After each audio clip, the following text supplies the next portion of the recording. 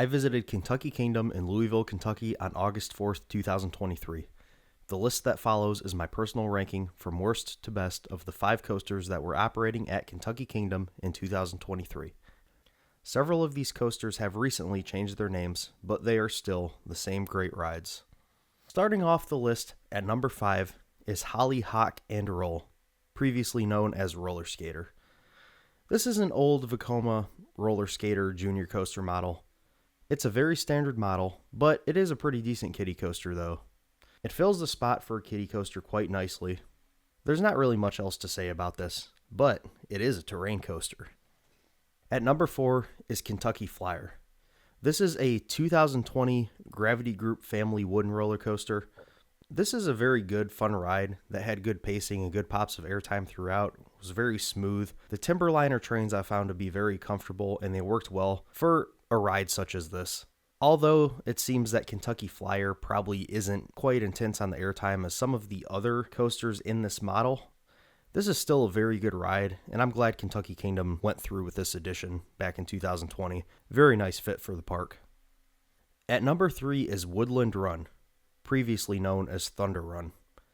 This is a great example of how awesome a Dend Corporation coaster can actually be if they're maintained well. Opened in 1990, Woodland Run features some great airtime pops, some decent speed, and a nice long layout. The pacing does suffer a little bit, particularly towards the end. There's this one hill that is unnecessarily elongated and provides absolutely nothing in terms of any kind of force. I do hope to see this section possibly reprofiled in the future, but otherwise, leave this classic Woody as it is. As it stands, it really is a great ride. At the number 2 spot, we have Wind Chaser, previously known as Storm Chaser. A lot of content creators really hyped up this 2016 RMC conversion of one of the sides of the dual-track CCI Twisted Twins.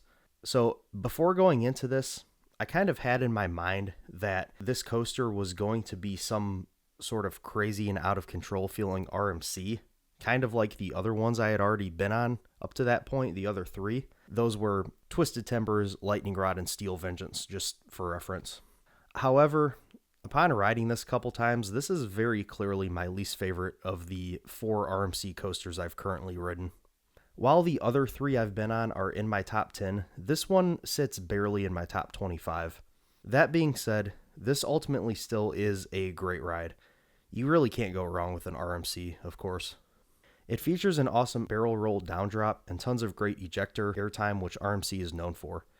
The pacing suffers a bit, as this ride really starts to lose steam very noticeably in the last couple of elements. As I said, this is a very fine ride, and I'm glad it's at Kentucky Kingdom. And finally, as you probably guessed, at the number 1 spot, we have Lightning Run, which is a 2014 Chance Rides Hyper GTX. Now, what Wind Chaser lacked in my opinion, I believe Lightning Run makes up for plus some.